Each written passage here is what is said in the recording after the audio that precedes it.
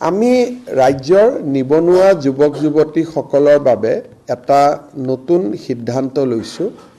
আপোনালোকে দেখা পায় যে আমাৰ ৰাজ্যৰ গাঁৱে ভূঞে শিক্ষানুষ্ঠানসমূহ আছে, বিশেষকৈ কলেজ আছে, LP স্কুল আছে, ME স্কুল আছে।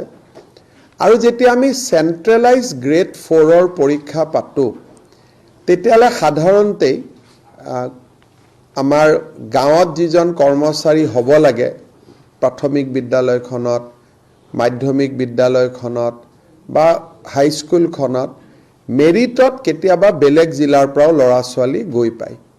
ফলত এটা হাৰ্ট বাৰ্নিং এটা হয় যুৱক যুৱতীসকলৰ মাজত।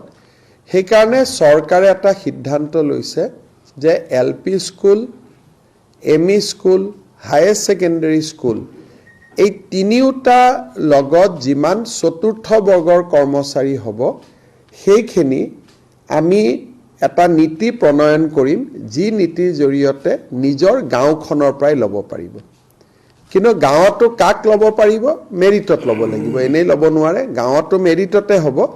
কিন্তু আমি যিহেতু বহুত সময় দেখা পাওঁ যোগদান কৰিব নিদিয়ে, মানুহৰ মাজত হাৰ্ট বাৰ্নিং হয় যে আমাৰ গাঁৱৰে ME স্কুলখন, নলবাৰী ME স্কুল আৰু বৰপেটাৰ পৰা মানুহ আহিছে, যোৰহাটৰ ME স্কুল, ডিব্ৰুগড়ৰ পৰা ল'ৰা আহিছে জইন কৰিব। অলপ ল'ৰা ছোৱালীৰ মনত এটা হাৰ্ট বাৰ্নিং হোৱা আমি দেখা পাইছিলোঁ।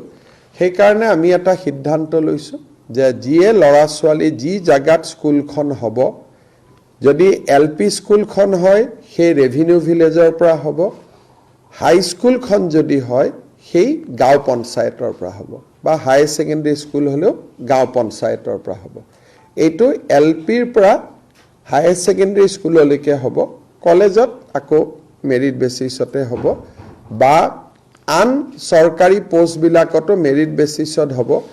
এইটো মেৰিট বেচিছত হ'ব, বাট ফ্ৰম ডেট ভিলেজ হ'ব বা ডেট পঞ্চায়ত হ'ব।